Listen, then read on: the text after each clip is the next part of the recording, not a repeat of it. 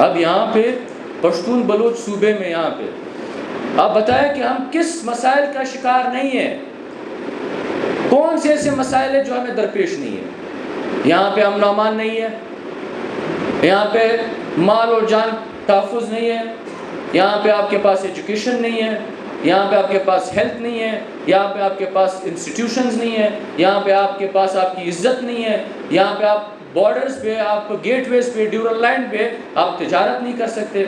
پہلا جو نقطہ ہے وہ دہشت گردی کا ہے۔ ہمارا یہ ماننا ہے بے شک اس ملک میں مختلف علاقوں میں دہشت گردی ہوئی ہوگی، پر اس کا جو سب سے زیادہ متاثر علاقہ ہے، سب سے زیادہ جو متاثرین ہیں وہ پشتونخوا وطن اور پشتونخوا، اور اس دہشت گردی کو اگر ہم بلوچ بیلٹ کے ساتھ جوڑیں گے تو وہ ایک الگ بحث ہے، اس کی بحث ہو سکتی ہے، ڈیبیٹیبل ہے وہ بات۔ یہ دہشت گردی جو اس ملک میں ہے یہ ایک قدرتی آفت نہیں ہے، یہ ایک سیلاب نہیں ہے، ایک زلزلہ نہیں ہے، ایک قحط سالی نہیں ہے۔ اس کے پیچھے وجوہات ہے، مقاصد ہے، اس کے پیچھے ایکٹرز ہیں۔ یہ ہماری بدبختی ہے کہ پاکستان کی ریاست کو ایک عجیب سی بھوک لگی ہوئی ہے، اپنے ہی ملک میں حالات خراب کرنا، جتنا بدتر اتنا بہتر۔ اس ملک کے حالات جتنے بدتر ہوں گے ان کی سوچ کے مطابق اتنے بہتر ہوں گے۔ اس دہشت گردی کی بنیاد ہماری ریاست نے 50 سال پہلے رکھی ہے، اور آج بھی اسی بنیادوں کے اوپر وہ منزلیں عمارتیں بنا رہے ہیں۔ ہمیں سمجھ یہ نہیں آتی، باوجود یہ کہ پاکستان نے اس دہشت گردی میں اور بالخصوص پشتونوں نے اس دہشت گردی میں جو کچھ کھویا، جو نقصان ہوا، آج بھی ہماری اسٹیبلشمنٹ اسی اسٹریٹجک ڈیتھ پالیسی جو ہے اس سے پیچھے نہیں ہٹ رہی۔ ہم ایسے پیش کرتے ہیں کہ جو کچھ افغانستان میں ہوا، ہم ایسے پیش کرتے ہیں کہ افغانستان میں روس اور امریکہ کے بیچ میں جو کچھ ہوا اس میں ہماری کوئی مداخلت نہیں۔ ہم نے 50 سال پہلے جو آگ ہم نے افغانستان میں لگائی وہ آگ ڈیورنٹ کے اس پار بھی آئی۔ آج 50 سال بعد ہمیں یہ سمجھ لگی کہ جو جہاد کے نام پہ جو کچھ ہو رہا تھا، آج ہماری اسمبلیوں میں پنجاب کے مقتدر حلقے، پنجاب کے نمائندگان کہتے ہیں ہم سے وہ غلطی ہوئی ہے، وہ دہشت گردی تھی۔ آج بھی اگر بات کی جائے ہم سبق نہیں سیکھ رہے ہیں اس بات سے۔ آج ہم 2 الفاظ میں کہہ دیتے ہیں، جیسے کہ یہ 2 الفاظ اس سب چیزوں کو جسٹیفائی کر سکتی ہے کہ افغانستان نے روس اور امریکہ جیسے طاقتوں کو شکست دے دی۔ آیا امریکہ کی پالیسیز اتنی سمپل ہے کہ 2 الفاظ میں ہمیں سمجھ آ جائے، ننگی آنکھوں سے ہم اسے دیکھ پائیں گے؟ آیا امریکہ کا افغانستان سے جانا پھر سے اس خطے میں دہشت گردی کو بڑھانا ہے، پھر سے عدم استحکام لے کے آنا ہے؟ آیا اس پاکستان کے اندر پشتون بیلٹ میں پھر سے دہشت گرد ٹھکانے بنانا، دہشت گردی کرنا؟ یہ سب ہمارے سامنے ہے۔ جب سے امریکہ افغانستان سے نکلی ہے اس خطے میں عدم استحکام اور اس خطے میں دہشت گردی کو بڑھاوا دیا جا رہا ہے۔ ہم اس چیز پہ غور کرنا چاہیے ہمیں کہ اس دہشت گردی کو روکنے کے لیے ہمیں کیا کرنا چاہیے۔ اس دہشت گردی کو جو یہ جسٹیفائی کیا جا رہا ہے، اسے روکنے کے لیے ہمیں کیا کرنا چاہیے۔ اس دہشت گردی کے پیچھے 2 خاص وجوہات ہیں۔ ایک وجوہات جو ہمارا جیو پولیٹیکل، جو ہماری لوکیشن ہے، جو پشتون بیلٹ کا ایک اہمیت ہے، اور دوسرا ہمارے وسائل ہے۔ شاید وسائل کو ہم پیچھے رکھ سکتے ہیں، پر جو لوکیشن ہے اسے ہم نظر انداز نہیں کر سکتے۔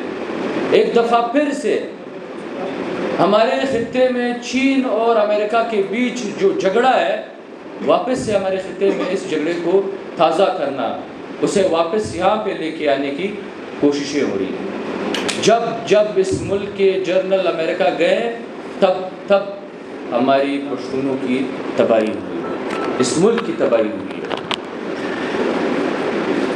تفصیل میں نہیں جانا چاہتا میں، وقت کی کمی ہے۔ صوبے کے حوالے سے جو قدر مشترک ہمارا ہے وہ ہے واک و اختیار، مائنز اینڈ منرل ایکٹ۔ اس مائنز اینڈ منرل ایکٹ کو ایک معمولی سے ایک چیز سمجھی جاتی ہے، بس ایک تقریر تک اس کو ایک چیز سمجھی جاتی ہے۔ یہ ہمارے بقا کا مسئلہ ہے، ہمارے وجود کا مسئلہ ہے۔ اگر یہ مائنز اینڈ منرل ایکٹ کے خلاف ہم کھڑے نہیں ہوئے، اس سے رول بیک نہیں کیا، تو آپ یقین مانیں اس سرزمین کی جو ملکیت ہے وہ آپ کے ہاتھ سے چلی جائے گی۔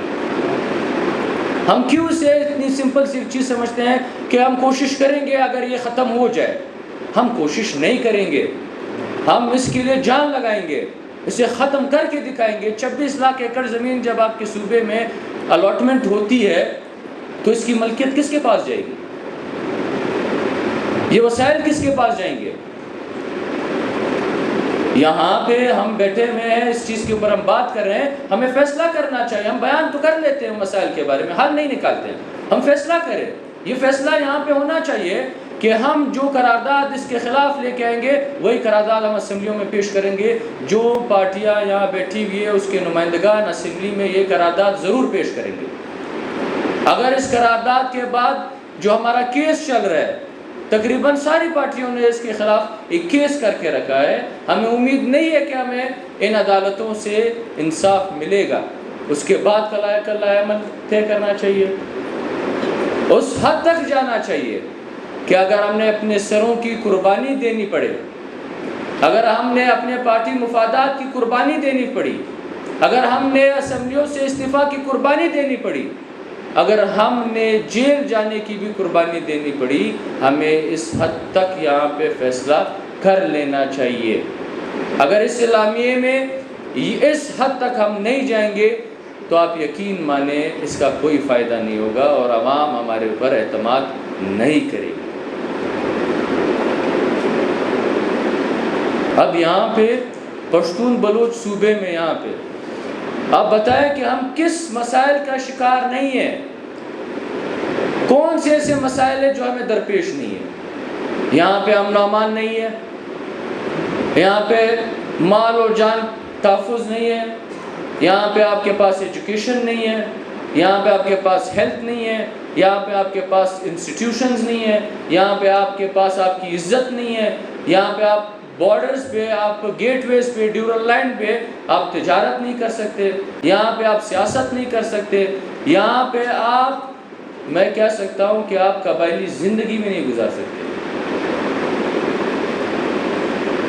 اب جب ہم اس صوبے میں رہ نہیں سکتے، اب جب یہ صوبے کی زمین ہمارے اوپر تنگ کر چکی ہے، ہمارے صوبے کی زمین ہمارے اوپر گرم کر چکے ہیں، تو اب ہمیں مل جل کے اس کے خلاف جدوجہد کرنی چاہیے۔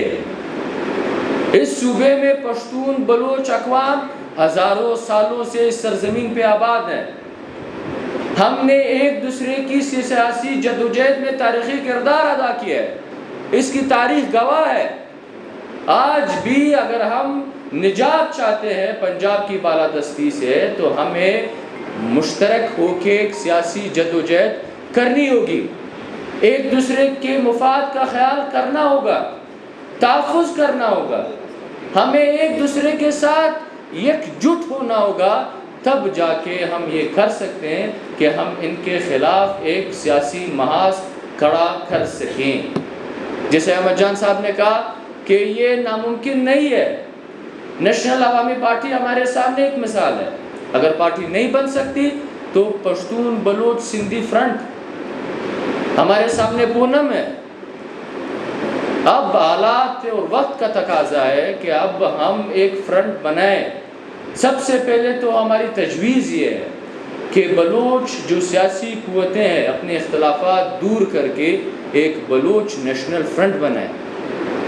پشتون جو سیاسی قوتیں ہیں وہ اختلافات دور کر کے ایک پشتون نیشنل فرنٹ بنائے۔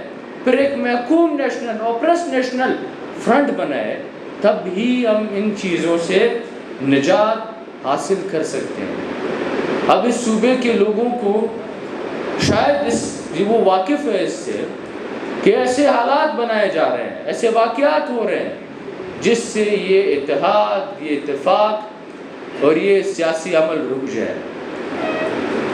اس صوبے میں شاید ہم اس پہ یقین رکھتے ہیں کہ یہ ایک اسٹیٹ سپانسرڈ دہشت گردی کے یا واردات کے جو پشتون بیلٹ میں بلوچ کے نام سے ہو رہے ہیں، چاہے ارنائی میں ہو، چاہے دکھی میں ہو، چاہے یا پھر آپ لورلائی میں ہو، چاہے کنگری میں ہو، چاہے یہ پھر کسی اور بیلٹ میں ہو۔ یہ ایک سازش کے تحت یہ واردات ہو رہے ہیں۔ کوئلے کے جو ہمارے ٹرکس ہیں ان کو آگ لگانا، ان کے اوپر فائرنگ کرنا، ان سے بتہ وصول کرنا، اور جو بتے کے اکاؤنٹس ہیں وہ لاہور کے اکاؤنٹس ہیں۔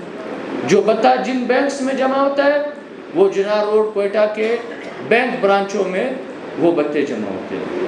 ہمیں سمجھ تو اس بات کی نہیں لگتی کہ آج اگر پشتون بیلٹ سے کوئی ٹرک ہو، معدنیات کے کچھ بھی ہو جو مقامی لوگوں کے ہے، اسے بلوچ علاقوں میں نشانہ بنایا جاتا ہے۔ کیوں نشانہ بنایا جاتا ہے؟ اس کے پیچھے کیا مقاصد ہو سکتے ہیں؟ واضح بات تو یہ ہے کہ پشتون بلوچ جو ایک جٹ ہو رہے ہیں، ہمارا جو اتفاق بن رہا ہے، ہم ایک ساتھ ہو کے پنجاب کے خلاف، پنجاب کی بالادستی کے خلاف جو جد و جہد کر رہے ہیں، اس کو سبوتاژ کرنے کے لیے یہ واقعات ہو رہے ہیں۔ یہ تو ہمیں سمجھ ہے کہ الاٹمنٹ کون کر رہے ہیں۔ دیکھیں الاٹمنٹس اس اعلامیے میں یہ شامل ہونا چاہیے کہ جو بھی الاٹمنٹس ہیں، چاہے وہ ابھی کے الاٹمنٹس ہو، چاہے وہ پرانے الاٹمنٹس ہو، چاہے وہ 100 سال پرانے الاٹمنٹس ہو، ان سب کو کینسل کیا جانا چاہیے۔ الاٹمنٹ کے حوالے سے ہر ایک انسان کو یہ پتہ ہونا چاہیے، یہ ہمارا بیانیہ ہونا چاہیے، ہمارے زبان پہ یہ بات ہونی چاہیے کہ الاٹمنٹ ہم برداشت نہیں کریں گے۔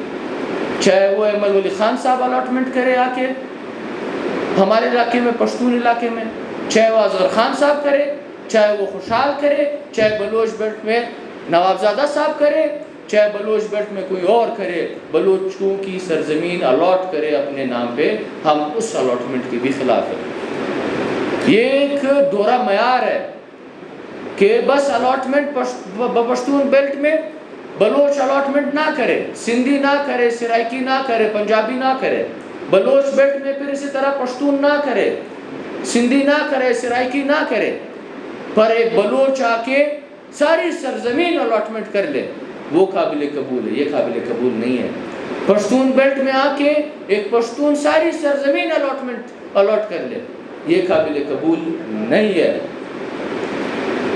تو وقت کی کمی کی وجہ سے ایک نقطہ ہم بار بار پتہ نہیں کیوں بھول جاتے ہیں کہ ہمیں اس کے اوپر بات کرنی چاہیے۔ ان سب مسائل کا حل قومی واک و اختیار ہے۔ جب تک پالیسیز ہمارے ہاتھ میں نہیں ہوں گی، جب تک حقیقی نمائندے نہیں ہوں گے، جب تک صوبائی خود مختاری نہیں ہوگی، جب تک یہ ملک حقیقی فیڈریشن نہیں بنے گا، جب تک اس ملک میں وفاق کے پاس ماں سوائے ان 4 ڈپارٹمنٹس کی ہے، جو آپ کی کرنسی ہے، جو آپ کے مواصلات ہے، جو آپ کی فورن پالیسی ہے، اور جو آپ کے مسلح افواج ہے، جب تک یہ 4 محکمے وفاق کے پاس اور ان میں بھی فوج میں برابری ہو، چاہے اگر 100 بندے فوج میں ہو تو اس میں 20 بندے وہ بلوچ ہونے چاہیے، 20 سندھی ہو، 20 سرائکی ہو، 20 پشتون ہو۔ اگر آپ کی فورن پالیسی ان 5 قوموں کی مشترک فورن پالیسی نہیں ہوگی، اگر آپ کی فورن پالیسی جو صوبہ جس ملک کے ساتھ اس کا ایک بارڈر ہے، اگر اس کی فورن پالیسی اس ہمسائے کے ساتھ اس کے مفادات کے مطابق، اس کی مرضی کے مطابق نہیں ہوں گے، وہ استعماری پالیسی ہوگی، وہ پنجاب کی بالادست قوتوں کی پالیسی ہوگی، وہ ہمیں قابل قبول نہیں ہے۔ اور وہ فورن پالیسی ہمارے خلاف وہ کیا ہم کہہ سکتے ہیں بربادی کا ایک سبب بن سکتا ہے۔ تو اگر ہم اس ملک میں رہنا چاہتے ہیں تو ہمیں اپنی آزادی خود مختاری کے لیے لڑنا ہوگا۔ اگر یہ اس ملک کے مقتدر حلقے یہ چاہتے ہیں کہ بلوچ ان کے ساتھ بیٹھے، ایک غلط فہمی ہے، یہ ایک غلط فہمی پھیلائی جا رہی ہے کہ بس جو مسلح افراد ہے وہ ناراض ہے۔ ایک چیز یاد رکھے، میں یہ دعوے سے کہہ سکتا ہوں کہ 99.9% بلوچ قوم وہ اس وقت اس ملک سے ناراض ہے، جن کے ہاتھ میں کتابیں ہیں، جو سٹوڈنٹس ہیں، جو لائرز ہیں، جو عقل کے وہ کیا کہتے ہیں خاوند ہم کہتے ہیں، جو سیاسی سوچ رکھتے ہیں، جو پرامن ہیں، وہ 99.9% بلوچ آپ سے ناراض ہے، وہ آپ کے ساتھ بیٹھنا نہیں چاہتے ہیں۔ آپ ایک طرح سے ہمیں ایک ٹرک کی بتی کے پیچھے اپنے لگایا ہوا ہے کہ بس چند افراد جنہوں نے بندوق اٹھائی ہوئی ہے بس وہ ناراض ہے اور باقی سارے خوش ہیں۔ آپ ہمیں بتائیں مولانا صاحب کے ہاتھ میں بندوق نہیں ہے۔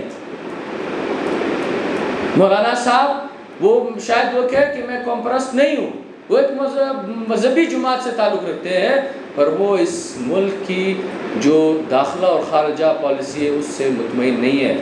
وہ جو اپنے قومی واک و اختیار جو ان سے چھینا گیا ہے اس سے مطمئن نہیں ہے۔ اسی طرح پشتون آپ کے ان پالیسی سے مطمئن نہیں ہے اور ہو بھی نہیں سکتا جب تک آپ اپنی پالیسی صحیح نہیں کریں گے۔ ہم مشکور ہیں، ایک بات مولانا صاحب نے کہی بہت اچھی کی کہ ایک وہ بنایا جاتا ہے کہ نہیں بس ایک اے پی سی ہو چکی، اگلی کی کیا ضرورت ہے، ایک نشست ہو چکی، اگلی کی کیا ضرورت ہے، ہم صرف نشستیں کر رہے۔